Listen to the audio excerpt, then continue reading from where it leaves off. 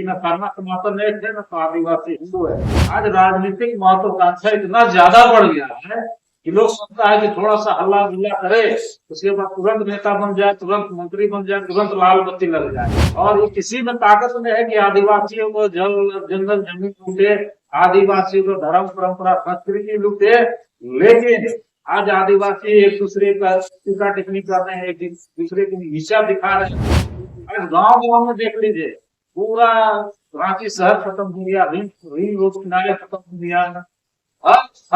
ऐसा कोई घर नहीं है जिसमें लोग बिचौलिया का काम नहीं कर रहे। वो माफिया तबके के लोग ये जानते हैं कि आदिवासी को आदिवासी से लड़ा दो, जल जंगल और जमीन को लूट दो। आज देखिए परिसीमन लागू होती है तो जनसंख्या के आधार पर परिसीमन लागू होने का बात होता है केंद्र सरकार की तरफ से। जिस तरह से बारिश आबादी झारखंड में प्रवेश की है रांची की राजधानी में, तो निश्चित तौर से जनसंख्या जिसका ज्यादा है को ज्यादा सीट मिलेगी। आप हमको सीएलटी एक्ट दे दिए, आप पेशा कानून को बता दिए, आप कहते हैं कि हम संविधान को मानने वाला है। तो आप बताइए कि संविधान के दायरे में आदिवासी को कहाँ रखते हैं? ग्राम सभा जो डिसीजन करता है, या तो मुआवजा लेने की बात होती है, या तो सरकार ये रिस्क का विरोध, जो आदिवासी जमीन नहीं देना चाहते उनका सम्मान करना चाहिए। सरकार जिद पे अड़ी हुई है तो वहीं पे हम रिस्क को बनाएंगे जो खेती योग्य जमीन। यहाँ के लोग कभी भी इसका विरोध नहीं किए। इस देश का मालिक है, इस राज्य का मालिक है, लेकिन मालिक जैसा हमको जो हक अधिकार मिलना चाहिए वो नहीं मिलता है। मौका से बदतर हालात, महान राजा, बुरा राजा, मातो राजा, लेकिन अब राजा जो है भिखारी बनने का समय आ गया। जोहार, नमस्कार। आप देख रहे हैं बवाल न्यूज। जल जंगल जमीन झारखंड के हर एक मुद्दाओं को और आदिवासियों को हक जो है और अधिकार जो है, उन अधिकारों को लेकर के हमेशा से मुद्दों को उठाते आए हैं। और आज हमारे साथ हैं कुलचंद सिरकीदार, जो कि आदिवासी समाज में हर किसी के मुद्दों को उठाते आए हैं, जो भी परेशानियां उनको उठाते आए हैं। लेकिन आज जो हमारे झारखंड में चल रहा है, हमारे रांची में चल रहा है दादा, ये जो बातें चल रही है धर्मांतरण, दिलीप सिंह और बहुत सारी चीजों के बारे में लोग उलझा रहे हैं आदिवासियों को। क्या लगता है आदिवासियों से हक के लिए बात हो रही है या फिर उनको उलझाया जा रहा है? सबसे पहले जितने भी भोपाल चैनल के जितने भी सुझाव है, आज जैसे कि झारखंड जो मुद्दाएं चल रही है, जो हालिया मुद्दा है सरना सनातन एक है, दूसरा कि समा ईसा एक ही माँ के संतान है, और जो है डिलिस्टिंग जैसे मुद्दा है, धर्मांतरण का मुद्दा है। तो आज देखिए आदिवासियों का जो मेन जो मुद्दाएं हैं वो बहुत नजर आ रही है। अभी 2027 का जो जनगणना है, जो हम लोग का आदिवासियों का जो जनगणना होने वाली है, हम लोग को सर्वे नहीं मिला है, और जिसके कारण आदिवासी समाज एक दूसरे से टीका टिप्पणी, दूसरे पे आरोप लगा रहे हैं। तो निश्चित तौर से आज हमारी जो मेन मुद्दा है, जल जंगल जमीन की लूट हो रही है, हम उसको बचा नहीं पा रहे हैं। जैसे नगड़िया में रिम्स 2 बनने जा रहा है, उसमें हजारों एकड़ जो है आदिवासियों की भूमि छीन ली जाएगी। उसमें जो मुद्दा है, सरना का मुद्दा है, और निश्चित तौर से धर्मांतरण जो है, ये पूरा झारखंड में नहीं पूरे भारत में आदिवासियों को धर्मांतरण से धर्मांतरण किया जा रहा है। लोग लालच दे करके धर्मांतरण किया जा रहा है, इसमें कोई कम नहीं है। लेकिन मिशन के लोग कहते हैं कि ये धर्मांतरण में है मतांतरण। तो ये शब्दों की चतुराई, शब्दों की जादूगरी से ये जो लोग हैं हमारे लोगों को इनके धर्म लूट रहा है, धर्म के साथ साथ उनकी जमीनें लूटी जा रही है, जमीन के साथ साथ उनकी परंपरा और संस्कृति भी चर्च द्वारा लूटा जा रहा है। तो हमेशा से वर्षों से इस आवाज को उठाने का काम। कौन लोग हैं जो आदिवासियों को बरगला रहे हैं, उन लोगों को भटका रहे हैं? कौन? सबसे पहले तो जो राजनीतिक करने वाले लोग, जो कि उन लोग को लगता है कि हम विभिन्न राजनीतिक दलों से हैं, हम उनकी बातों को सुनेंगे तो हमको वहां से टिकट मिलेगा, ऐसे लोग सबसे ज्यादा समाज को बरगला रहे हैं। आप देख रहे हैं तो सरना सनातन एक है बोल रहे हैं, तो जो है टिकट के लालसा में कि हम आने वाले 2029 के चुनाव में हमको बीजेपी की तरफ से, आरएसएस की तरफ से हमको टिकट मिलेगा। वो जरा सरना सनातन एक ही ये माँ के संतान है। तो ऐसे लोग भी जो है जो मिशन का बहुत साधने के लिए इस तरह से बात कर रहे हैं, तो निश्चित तौर से ऐसे लोग जो सामाजिक जो बात हम लोग कहना है केंद्रीय सरना समिति के, जो बाबा कार्तिक राम ने कहा था कि न सरना सनातन एक है न तो आदिवासी हिंदू है। आदिवासियों की अपनी पूंजीवादी परंपरा संस्कृति है, जो अपने पुरखा पूर्वज के जो है जल जंगल जमीन पहाड़ पर्वत नदी नाला से हम लोग अपना अपना धर्म परंपरा सांस्कृतिक बस्ती है। दादा लगता तो नहीं है कि यहाँ पे मामला शांत हो रहा है, ना ही यहाँ पे आदिवासी लोग समझ रहे हैं।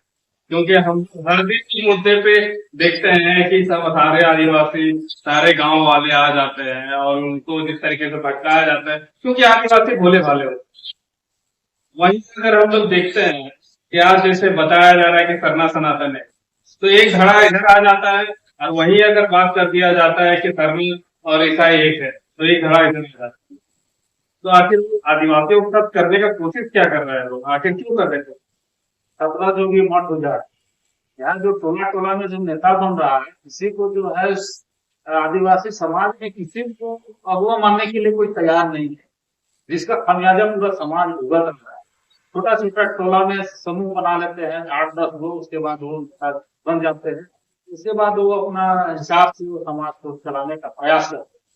लेकिन आदिवासी समाज जिस दिन एकजुट हो जाएगा, सब लोग एक बैनर पे आ जाएंगे, तो निश्चित तौर से आदिवासी को जल जंगल जमीन भी बचेगी, धर्म परंपरा संस्कृति भी बचेगी, और आदिवासियों का हक अधिकार में भी लड़ा जा सकता है। लेकिन इस तरह का जो माहौल हालिया माहौल जो बना दिया गया है, उसमें एक व्यक्ति जिम्मेवार नहीं है, पूरे समाज के लोग कहीं न कहीं ये जिम्मेवार है, जो कि समाज विघटन की ओर जा रहा है।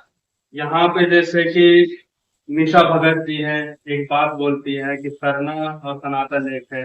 निशा उरांव जी यहाँ पे लगातार पेशा कानून के तहत और सरना सनातन एक है ऐसी बातें कहते हैं, और वहीं दूसरी जगह अगर देखा जाए तो कुछ लोग कहते हैं कि सरना ईसाई एक है। निश्चित तौर से आज देखिए, आज राजनीतिक महत्वाकांक्षा इतना ज्यादा बढ़ गया है कि लोग सोचता है कि थोड़ा सा हल्ला गुल्ला करे, उसके बाद तुरंत नेता बन जाए, तुरंत मंत्री बन जाए, तुरंत लाल बत्ती लग जाए।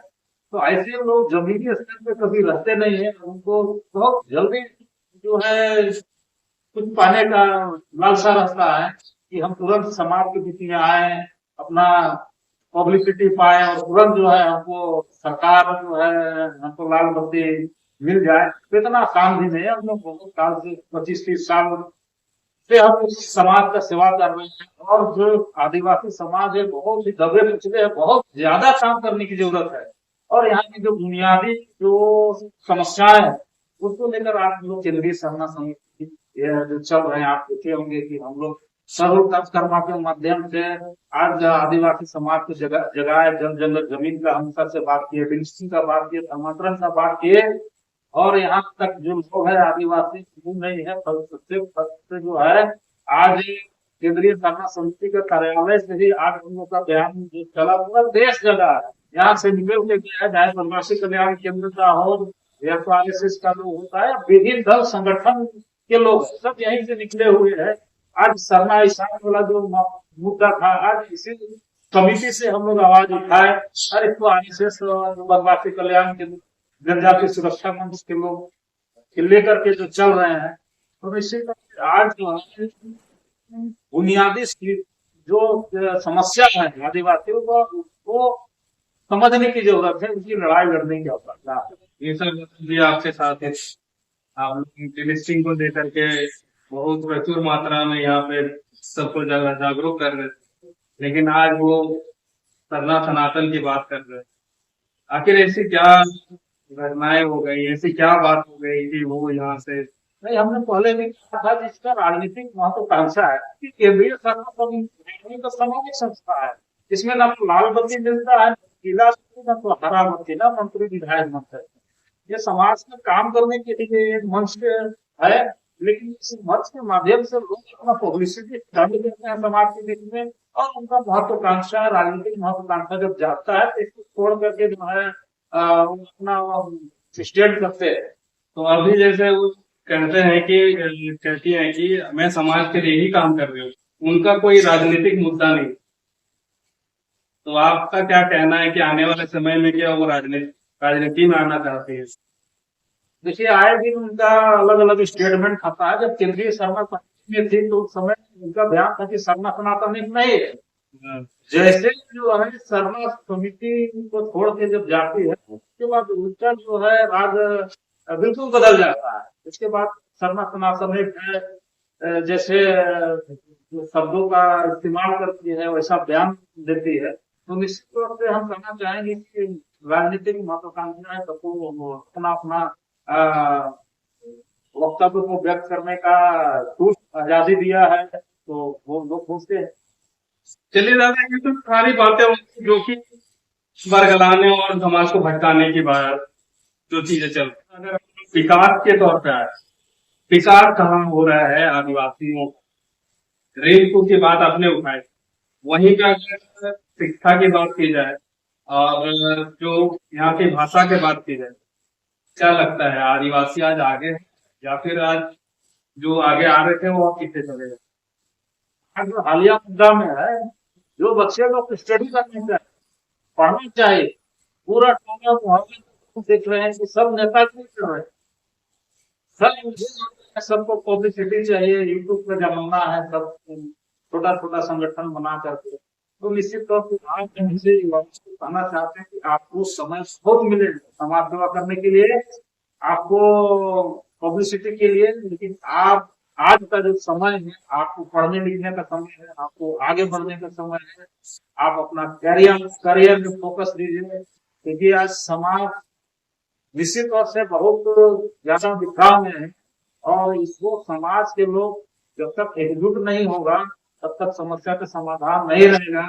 और ये किसी में ताकत में है कि आदिवासियों को जंगल जमीन लूटे, आदिवासियों को धर्म परंपरा संस्कृति लूटे, लेकिन आज आदिवासी एक दूसरे का टीका टिप्पणी कर रहे हैं, एक दूसरे को नीचा दिखा रहे हैं, एक दूसरे से लड़ भिड़ रहे हैं, जिसके चलते उनका जल जंगल जमीन भी लूटा जा रहा है, उनका धर्म परंपरा संस्कृति भी लुटा रही है, और उनको जो है आदिवासियों को दबाया कुचला जा रहा है। निश्चित तौर से जिस दिन आदिवासी समाज जगेगा, सारा आदिवासी को दुश्मन अपने दूर भाग।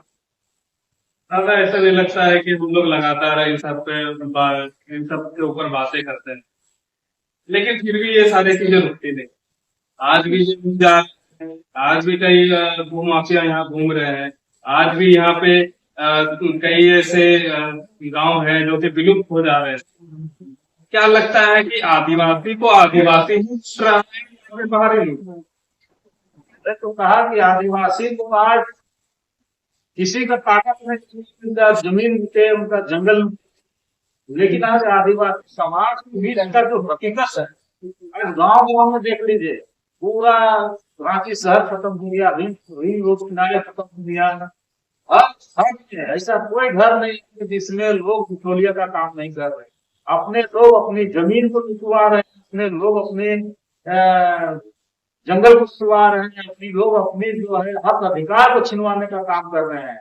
और आज ये भूमाफिया तबके के लोग ये जानते हैं कि आदिवासी को आदिवासी से लड़ा दो, जल और जंगल और जमीन को लूट दो। तो निश्चित रूप से आज हमारे हम बाहर के लोगों को वोट नहीं देना चाहते। जिस दिन आदिवासी समाज हरियाणा नशापान और आपस में जो है बैर रखना छोड़ देंगे, उस दिन आदिवासी की जल रक्षा।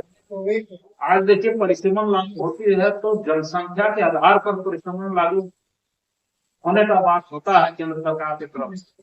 जिस तरह से बाहरी आबादी झारखंड में प्रवेश की है रांची की राजधानी में, तो निश्चित तौर से जनसंख्या जिसका ज्यादा है को ज्यादा सीट मिलेगी। और हम लोग को ऐसा लगता है कि आदिवासी की जनसंख्या कहीं ना कहीं घटी है, और घटी है तो निश्चित तौर से आदिवासी का सीट कम होगा। लेकिन निश्चित तौर से आज मैं कहना चाहता हूं कि आज वर्तमान परिप्रेक्ष्य में जो 28 विधानसभा क्षेत्र में जो चुनाव है, जिसमें से आपका जो है एसटी रिजर्व सीट में आदिवासी जो 10 रिजर्व सीट में जो है जो काबिज है। अगर हम परिसीमन वो अगर आदिवासी सीट बढ़ता भी है तो किसके लिए सीट रहेगा? रूढ़िवादी परंपरा संस्कृति जो जमीन का असली जो लड़ाई लड़ते हैं उनको उसका जगह नहीं मिलता है, जिसके कारण वर्तमान परिस्थिति क्या है? कहने को 10 आदिवासी धर्मांतरित लोग हैं, उसके बाद और हमारे लोग हैं। लेकिन अब देखिए आदिवासियों का मतलब जमीन कहाँ पे है? आदिवासी मुद्दे पे कहाँ उठा रहे हैं?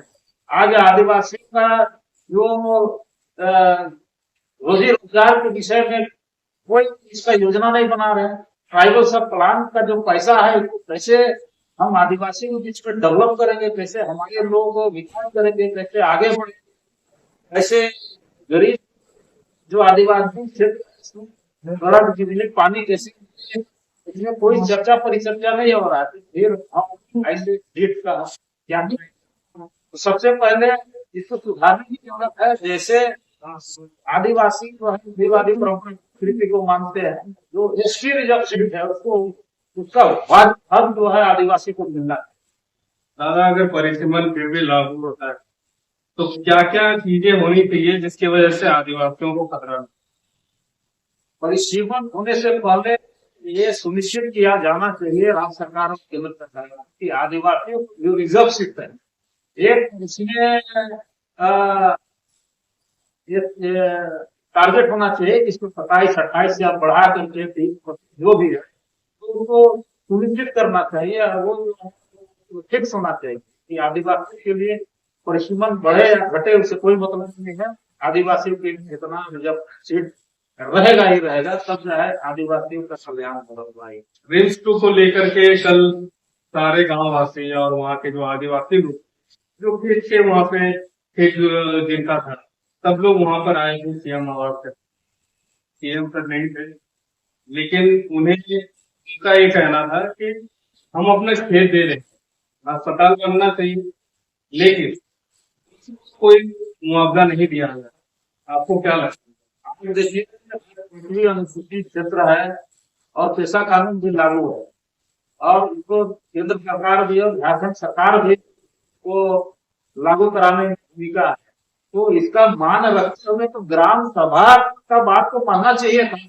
आप हमको सीएसटी एक्ट दे दिए, आप पेशा कानून को बता दिए, आप कहते हैं कि हम संविधान को मानने वाला है, तो आप बताइए कि संविधान के दायरे में आदिवासी को कहाँ रखते हैं?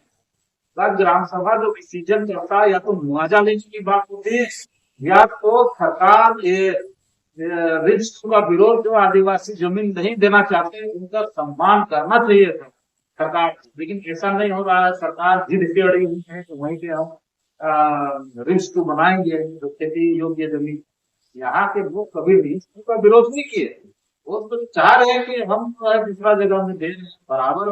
हर एक नेता लोग आते हैं बोलते हैं कि मैं यहाँ पे दे रहा हूँ, लेकिन ऐसे लोगों को बात को इग्नोर कर दिया जा रहा है। सरकार धीरे से अड़ी हुई है कि रिस्क नहीं बनेगा। दादा वो जो है बहुत सारी चीजें होती, लेकिन आदिवासी जो है वो हमेशा अपने हक के लिए रास्ते में लड़ते हुए दिखता है, लेकिन उनका पूरा नहीं। कल का ही मामला देख लीजिए, बारिश में भीग गए सारे, लेकिन उनका मुद्दा उठे। क्या होगा? देखिए देश हो या राज्य हो, आदिवासी सबसे ज्यादा भारत देश को आजाद करने में भी अपने प्राणों की आहुति दी। यहाँ तो झारखंड राज्य भी बना, उसमें भी आदिवासी बहुत सारा कुर्बान हुए। इसी तरह से बड़ी आंदोलन जो देख रहे हैं, आदिवासी लड़ने हक अधिकार लेने की जब बारी आती है तो फिर दे नहीं पाता है। सबसे बड़ी कमजोरी है आज हम लोग कहने इस देश का मालिक है, इस राज्य का मालिक है, लेकिन मालिक जैसा हमको जो हक अधिकार मिलना चाहिए वो नहीं मिलता है। मौका से बदतर हालात। आप देखिए वाकी शहर में आदिवासियों का जो बस्ती है उसमें आज भी लोग आपको हड़िया बेचते मिल जाएंगे, किसी का गाँव किसी का घर में जूठा बर्तन मांग देते दिख जाएंगे। तो आज जो बचा खुचा जमीनें हैं जो आदिवासी स्वतंत्र रूप से अभी खेती बाड़ी का समय है, लोग धान लगा रहे हैं, हल जोत रहे हैं, रोपा रोप रहे हैं। जब साल भर धान होता है तो हमारे राजा कैसे रहे, इसलिए हमारी जो प्रथा है, जो महान बुरा लोग कहते हैं, महान राजा, बुरा राजा, मातो राजा। लेकिन अब राजा जो है भिखारी बनने का समय आ गया, और ये राज्य सरकार और केंद्र सरकार भिखारी बनाने में आदिवासी को की। आदिवासी समाज को आप क्या कहना चाहेंगे? हम आदिवासी समाज को यही कहना चाहेंगे कि अभी का समय है, जो हालिया जो समाज है संक्रमण काल से गुजर रहा है, धर्म मिलती जा रही, संस्कृति मिलती जा रही है, जमीनें मिलती जा रही है। तो आपको जो है सभी लोग को एकजुट होने की आवश्यकता है, और मिलकर आपस में जो संक्रमण काल जो है, जैसे कोविड का संक्रमण काल चला था, उससे भी खतरनाक समाज में संक्रमण चल रहा है, मिलकर के बीमारी से कैसे लड़े, ये हमारे जल जंगल जमीन, हमारी परंपरा संस्कृति धर्म बरकत है। और सभी से मैं आग्रह करना चाहूंगा कि सब एकजुट होकर लड़ाई लड़े। साथ में सरकार को कहना चाहेंगे कि सरकार से जितने भी आदिवासियों का जो हक अधिकार है, कृषा कानून में दिया हुआ है, ग्राम सभा है, पेशा एक्ट है, ट्राइबल का प्लान है, आदिवासियों का समग्र विकास होना चाहिए। क्योंकि आप झारखंड में मुख्यमंत्री है, आदिवासी का मुख्यमंत्री है, तो आदिवासी बहुत आपसे अपेक्षा करती है कि आदिवासी की सरकार है तो अच्छा काम करेगी। तो उम्मीद है कि सरकार बेहतर काम करेगी।